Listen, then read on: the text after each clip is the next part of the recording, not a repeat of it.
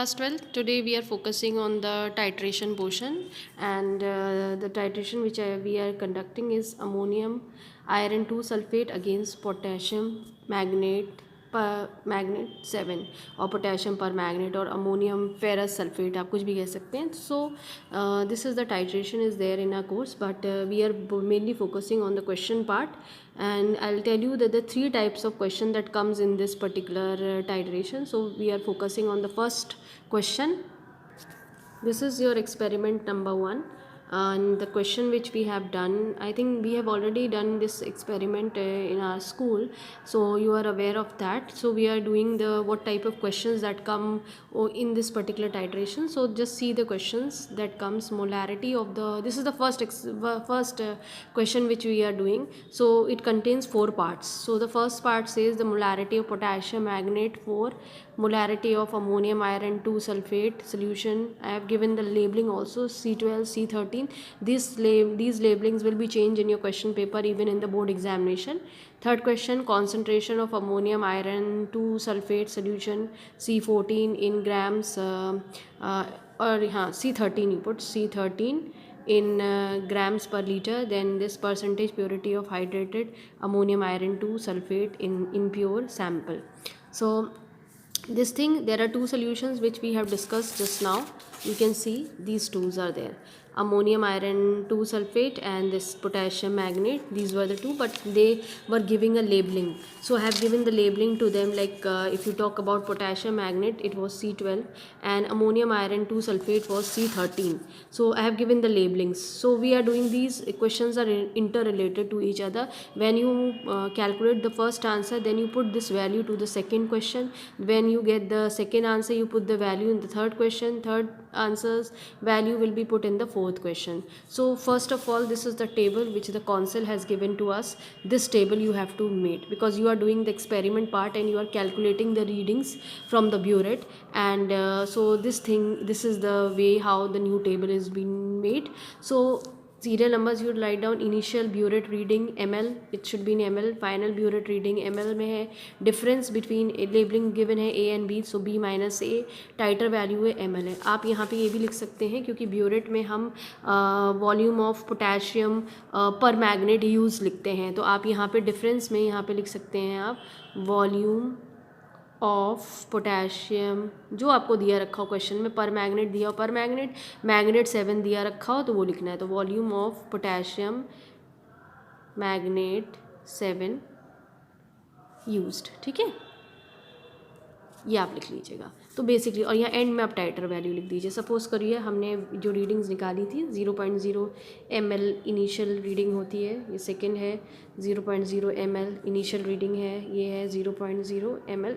तो first reading suppose करो मेरी जो निकल के आई, मैं आपको दिखाती हूँ अभी, 29.9, और ml ज़रूर लिख लीजिए, भले ही हमने हेड पे लिखा हुआ है. ये हमने रीडिंग सपोज करो हमने कैलकुलेट करके निकाली है और हमारी ये रीडिंग्स आई हुई हैं, ठीक है. अब डिफरेंस क्या हुआ, बी में से आप ए माइनस करिए, तो आपकी यहाँ कितनी आ जाएगी, 29.9, 29.8, 29. 0 से आप जो माइनस करोगे आपको एज इट इज़ वही मिलेगा. अब टाइटर वैल्यू बेसिकली जो वैल्यू 2 बार रिपीट होती है, अब ये 2 बार जिसको हम कहते हैं कॉनकॉर्डिनेट्स रीडिंग, तो ये 2 रीडिंग्स हमारी आई हुई हैं, सेम है, तो आप ये 29.8 ml यहाँ पे लिख दीजिए, ठीक है. अब I am showing you these readings. Now children see, this is the burette that has been filled. Now see, this is the burette that has been filled with the K. So this burette has been filled with the KMnO4. So on the top it is 0, यहाँ पे 0 होता है, और नीचे चलता जाता है, यहाँ नीचे 50 होता है. अब क्योंकि ये रीडिंग ऐसी है, आपको दिख रहा है यहाँ से नीचे आपका 50 है, और ऊपर जो है वो आपका इधर की तरफ अगर आप ध्यान से देखेंगे तो ये 0 है. मैं इसको एक्सपेरिमेंटली करके दिखाऊंगी, शायद आपको ग्लेयर हो रहा हो, नहीं दिख रहा हो.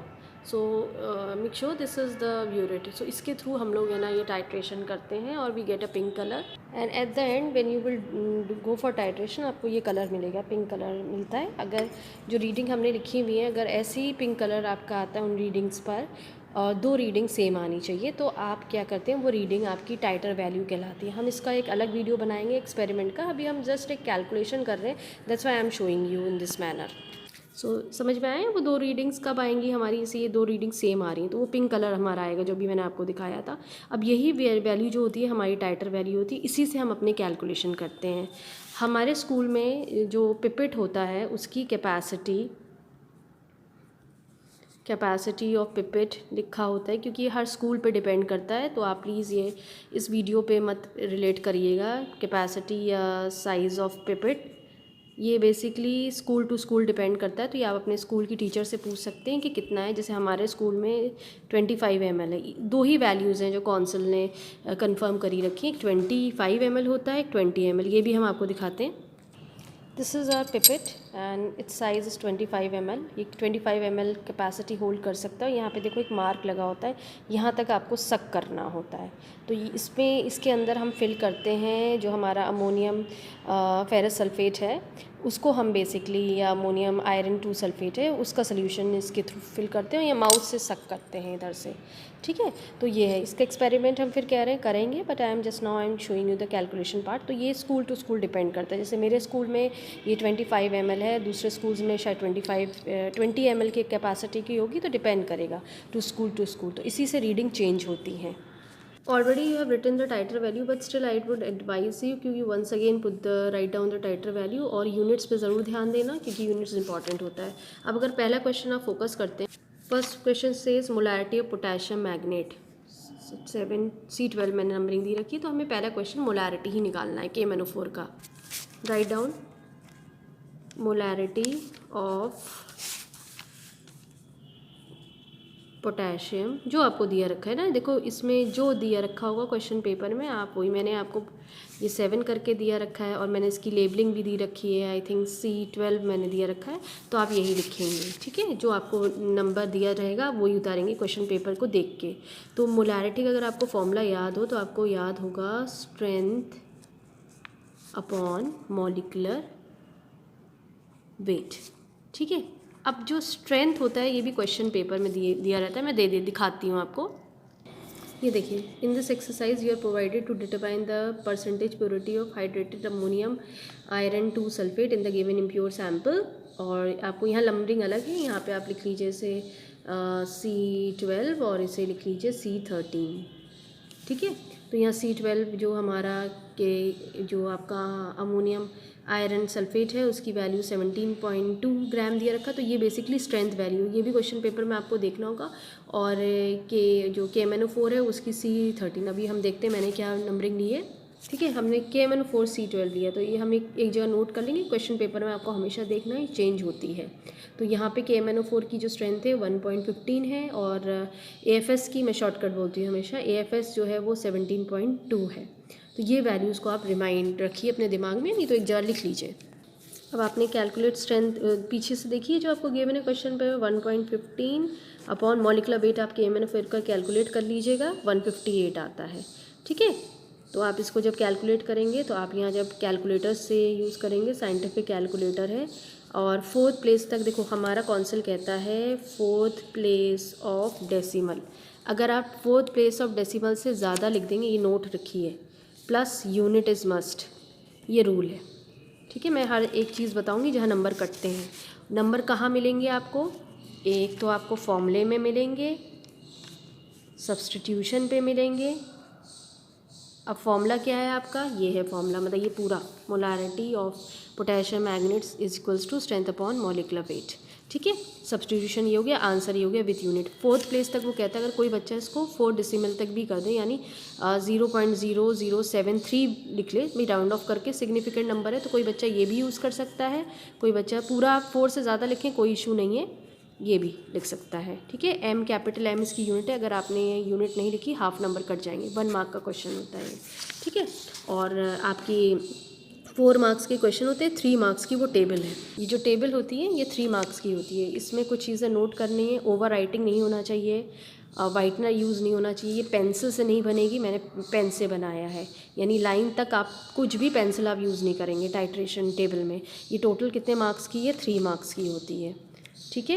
And what are the notes which you have to remember, no whitener you have to use, no pencil you have to use, no over writings, and जो डिफरेंस होना चाहिए रीडिंग्स में वो बहुत ज़्यादा ना हो। देखो ये दोनों दो रीडिंग तो एक सी होनी चाहिए, और जो थर्ड रीडिंग है उसमें भी ज़्यादा डिफरेंस ना हो। उसमें कितना 0 हम तो 2 ही करवाते हैं बच्चों से, काउंसिल ने बढ़ा दिया है प्लस माइनस, इसको भी यहीं स्टडी कर लो। एक्चुअली 0 जैसे हमारी रीडिंग कितनी है 29.8, अब प्लस माइनस 0.2 क्या हो गया, यानी आप प्लस पे इधर जाइए 30.0 या 30.1, ये आपकी रीडिंग हो सकती है। ऊपर जाइए 29.7 या 29.6, मतलब ये रीडिंग्स हैं। अगर आपकी ये रीडिंग मैच करेंगी तो वो आपको नंबर मिलेंगे। तो ये है प्लस माइनस का मतलब, क्लियर हो रहा है।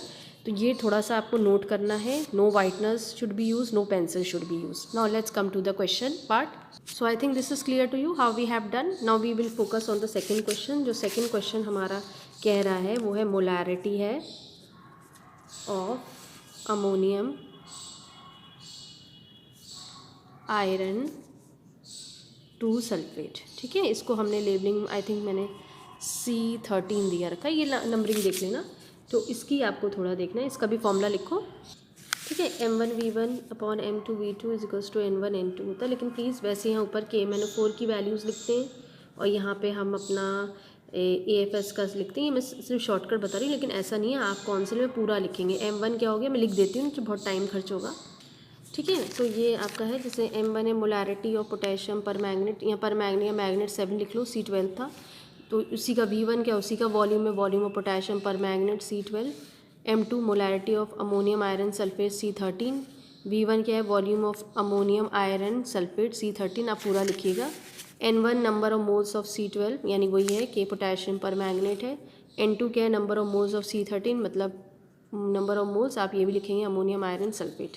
तो ये आपको लिखना है, ये पूरा इलेबरेटेड फॉर्म में लिखना पड़ता है। अब आप यहाँ पे कुछ चीज़ें पे ध्यान दीजिए। N1 और N2 क्या है, N1 की वैल्यू 2 होती है और N2 की वैल्यू 10 होती है। ये आपको इक्वेशन से देख के मिलता है। अब देखिए, ये क्वेश्चन पेपर में ही इक्वेशंस गिवन होते हैं और आयनिक इक्वेशंस में ही हम लोग देख के चलते हैं कि Mn+2 आयंस कितने हैं हमारे, 2 हैं, है ना। Fe+3 ये किसके वजह से आए हमें, ये अमोनियम फेरस सल्फेट की वजह से आए, 10 है। यहाँ से देख के लिख लीजिए, नहीं आपका दिल है तो आप मेन रिएक्शन वहाँ से, लेकिन हम बच्चों को यहीं से लिखवा देते हैं। तो ये 2/10 आप वैल्यू लेते हैं, तो ये आपका उसकी वैल्यू है N1 की, और ये आपका N2 की वैल्यू। ठीक है, क्योंकि आयरन कहाँ से मिलेगा, अमोनियम फेरस सल्फेट से मिलेगा, तो N2 की वैल्यू ये है, N1 की वैल्यू ये है। ठीक है, वैसे भी आपने ऑक्सीडेंट रिडक्टेंट पढ़े थे ना जो क्लास 11th में, उसी से रिलेटेड है, पर आप यहीं से याद रखिए, यहीं से हम वैल्यूज़ लेते हैं अपनी। ठीक है, नहीं हो रहा है तो यहाँ से देख लीजिए, ये जैसे MnO4 है, इसकी कितनी वैल्यू 2 है, आयरन की कितनी है 10 है, तो आपने यहाँ से भी लेके चल लिए, तो कहीं से भी ले लीजिए, दोनों बैलेंस्ड ही हैं, आप ये यूज़ कर सकते हैं। अब इसमें थोड़ा सा हमें और नोट करना है कि हमारा M1 क्या है। M1 देखो हमने पीछे कैलकुलेट करा था ना अपना, मैं दिखाती हूँ भाई, मोलैरिटी ऑफ पोटेशियम मैग्नेट आपने निकाली है और आपने वही M1 माना है इसे अपने फॉर्मूले में, तो आपने यहाँ M1 लिख लिया, यानी M1 की वैल्यू आपको मालूम है, ये रही है आपकी वैल्यू द वैल्यूज़। तो M1 की वैल्यू जो है वो हमारी करीबन जितनी भी है, कितना हम लोगों ने लिखा है 0.007278 M, ये है। अब V1, यहाँ पे V1 क्या है, वॉल्यूम ऑफ पोटेशियम पर मैग्नेट, ये क्या था, ब्यूरेट में भरा था हमने, टाइटर वैल्यू निकली थी, तो ये हमारी कितनी थी, यहाँ पे बेसिकली जो V1 होता है, ये नोट के लिए लिख लीजिए, ये टाइटर वैल्यू होती है। तो आपकी टाइटर वैल्यू मुझे लगता है 29.8 ml थी, ये आया। अब M2 तो आपको निकालना है, और V2 ये होता है वॉल्यूम ऑफ AFS, जो प्रैक्टिकल वीडियो इसमें देखिएगा, तो वो हमेशा, क्योंकि हमने पिपेट का साइज़ कितना था हमारा, वही इसकी वैल्यू होगी। यानी हम ये आपको समझा रहे हैं, आप लिखिएगा नहीं, ये सिर्फ अपनी याददाश्त के लिए आप रखिए। V2 की वैल्यू जो होती है, अगर ये AFS है तो ये पिपेट वैल्यू मैंने कितना बताया था, मेरे स्कूल में कितनी है 25 ml, आपके स्कूल में 20 हो तो आप 20 लिखिएगा। तो अब आप ये वैल्यू सब्सटीट्यूट कर सकते हैं आराम से। तो जब आप वैल्यूज़ में सब्सटीट्यूट करेंगे, ये फॉर्मूला हमारे पास पीछे था, M1V1/M2V2/N1/N2, और अभी मैंने आपको बताया N1 की वैल्यू 2 है, N2 की वैल्यू 10 है, तो ये सब वैल्यू आप अपनी लिख लीजिए। 0.00728 इंटू ये हमारी V2 की वैल्यू 29.8 है, V1 की सॉरी, M2 हमें निकालना है, V2 की वैल्यू हमारी 25 है, ये इक्वल्स टू 2/10 है। ठीक है, तो आपकी वैल्यू जो M2 की वैल्यू आए ठीक है, ये वैल्यू आएगी। अब आप इसको चाहें तो इसको राउंड ऑफ भी लिख सकते हैं, 0.04, ये इधर गया, ये कितना हो जाए 1 2 3 4, इसको एक दीजिए तो ये बच्चा इसको ऐसे भी लिख सकता था। ये बच्चे की चॉइस है, पर मैं सारी वैल्यू लेके चल रही हूँ। ठीक है, तो आप जैसा चाहें वो ले, आप ये भी यूज़ कर सकते हैं, ये भी ले, लेकिन आप जो कर रहे हैं उसे, अगर आपने स्टार्टिंग से राउंड ऑफ करा है तो राउंड ऑफ वैल्यू लीजिए, स्टार्टिंग से अगर आप ऐसे यूज़ कर रहे हैं तो ऐसे करिए। ठीक है, तो ये आपकी M2 की वैल्यू। अब थर्ड क्वेश्चन अगर तुम्हें याद हो तो थर्ड क्वेश्चन था concentration of ammonium iron 2 sulphate. ठीक है, सोल्यूशन ये हमारा था शायद C13 हमने लिया रखा है। ठीक है, अब देखो बेटा, कॉन्सेंट्रेशन पूछा जाए या स्ट्रेंथ पूछा जाए, दोनों एक ही चीज़ है। ठीक है, कभी का स्ट्रेंथ लिखी होती है, स्ट्रेंथ ग्राम पर लीटर में होती है, और कॉन्सेंट्रेशन भी ग्राम पर लीटर में होती है। तो कॉन्सेंट्रेशन भी लिख के आ सकता है बोर्ड में और स्ट्रेंथ भी लिखा जा सकता है। ठीक है, तो आपको पहले आप स्ट्रेंथ का फॉर्मूला लिख दीजिए। तो स्ट्रेंथ का फॉर्मूला होता है मोलैरिटी इनटू मॉलिक्यूलर वेट। अब कॉन्सेंट्रेशन यहाँ दिया रखा है तो आप concentration molarity into molecular weight. ठीक है, अब मोलैरिटी वही मैंने कहा ना इंटर रिलेटेड है, यहाँ पे M2 आएगा तो ब्रैकेट में लिख दीजिएगा M2 की वैल्यू, क्योंकि ऊपर से ही चलता आ रहा है। तो M2 की वैल्यू कितनी है हमारी 0.04336। मॉलिक्यूलर वेट अब किसका निकलेगा, AFS का, अमोनियम फेरसल्फेट का। तो कैलकुलेट कर लेंगे, याद करके जाइएगा, 392 वैल्यू होती है इसकी। ये लिखिए जब आप इसको कैलकुलेटर, बेटा मैं जल्दी जल्दी इसीलिए लिख रही हूँ क्योंकि हम लोग कैलकुलेटर से वैल्यू लिख के रहते हैं, तो ये कैलकुलेटेड करके आप कैलकुलेटर से यूज़ करेंगे तो आप अपना ये लिख लीजिएगा। इसको कोशिश करिएगा, क्योंकि ये कॉन्सेंट्रेशन है या स्ट्रेंथ क्या, तो क्योंकि दोनों चीज़ें एक ही चीज़ होती हैं, तो आप इसमें ग्राम पर लीटर यूनिट इसकी रहेगी। तो यूनिट क्या होती है कॉन्सेंट्रेशन की, ग्राम पर लीटर। अब इसमें कितना डेसिमल लें, तो कोशिश करिए 3 place of decimal, 3 place of decimal में आंसर ज़रूर लिखिएगा। ठीक है, नहीं तो कौंसल नंबर काट देता है। 2 प्लेस में भी लिख सकते हैं, ऐसा कोई इशू नहीं, राउंड ऑफ करके मत लिखिएगा। अब लास्ट जो क्वेश्चन है वो आपका है percentage purity hydrated ammonium iron 2 sulphate. ठीक है, ये क्या है आपका C13 है आपका। ठीक, तो इसकी बहुत सी चीज़ होती है, कुछ लोग लीनियर मेथड भी यूज़ करते हैं ना, वो जो आपने मैथ्स में पढ़ा था, और कुछ लोग है ना इसमें फॉर्मूले बेस भी करते हैं परसेंटेज प्योरिटी के। तो इट्स डिपेंड ऑन यू कि व्हाट यू आर डूइंग, लेकिन but I prefer formula based है, और बहुत इसके फॉर्मूलेज होते हैं, बहुत सारे इसके फॉर्मूलेज हैं। ठीक है, एक तो ये होता है percentage purity of hydrated ammonium iron 2 sulphate है, प्योर अपॉन इम्प्योर इनटू 100।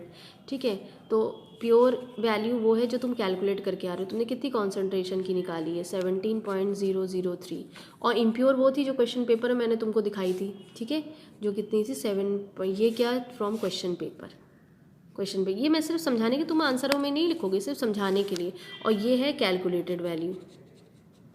ठीक है, तो ये कैलकुलेटेड वैल्यू आप लिखोगे, ये क्वेश्चन पेपर से देखोगे, तो ये इंटू 100, तो आपका कितना आ रहा है, जो वैल्यू आ रही है 98.89% या 85% है। ठीक है, अब बेटा एक बात ध्यान देना, इसमें हम लोग के दिमाग में एक स्केच होता है कि परसेंटेज प्योरिटी हमारी 100% आनी चाहिए, है ना, 100 से ऊपर ना जाए, 100 से नीचे, परसेंट प्योर है तो वो भाई, इम्प्योर से सैम्पल को आप प्योर वाले, इन दोनों में रिलेशनशिप देख रहे हो। ठीक है ना भाई, आपको इम्प्योर दिया रखा है, उसमें ज़रूरी थोड़ी कि 100% प्योर, मार्केट ये जो हमारे पास कंपाउंड्स आते हैं उसमें भी कभी 100% प्योर नहीं लिखा हुआ, उसमें कभी करीबन 99% लिखा होता है या 98% दिया, तो कैसे तुम्हारी 100% प्योर हो जाएगी। लेकिन यहाँ पे बोर्ड में हर चीज़ है, यहाँ तक कि तुम कभी कभी कुछ क्वेश्चन देखोगे जो तुम्हारी शुरू की जो वैल्यूज़ थी ना, जो स्ट्रेंथ की वैल्यू, अगर वो चेंज कर देगा तो यहाँ तक कि 20% भी प्योरिटी आ सकती है। तो डोंट गेट कन्फ्यूज्ड, आपकी 10% से लेके 100 क्या 110 तक कुछ भी आ सकती है, वो डिपेंड करेगा क्वेश्चन पेपर में स्ट्रेंथ की value, it's depend on strength value given in the question paper. ठीक है, क्वेश्चन पेपर पे ये डिपेंड करता है कि क्या दिया रखा, जो मैंने आपको लाइन दिखाई थी मैं फिर दिखा देती हूँ। ये इनकी वैल्यू बदलेंगी। देखो हम लोग सोल्यूशन कुछ और से बनाते हैं, बोर्ड वाले ये वैल्यूज़ बदल देते हैं। अगर सेम दे देते हैं जो हमने कॉन्सेंट्रेशन लिया रखा है तो परसेंटेज प्योरिटी तो वैसे ही निकल जाएगी, लेकिन अगर उन्होंने वैल्यू बढ़ा दी घटा दी तो परसेंटेज वैल्यू बदल जाएगी। इसीलिए कभी भी ये मत सोचना कि परसेंटेज प्योरिटी हमारी 100% आई। 100 से कम भी आ सकती है, 100 से ज़्यादा भी आ सकती है, ज़ीरो नहीं आएगी।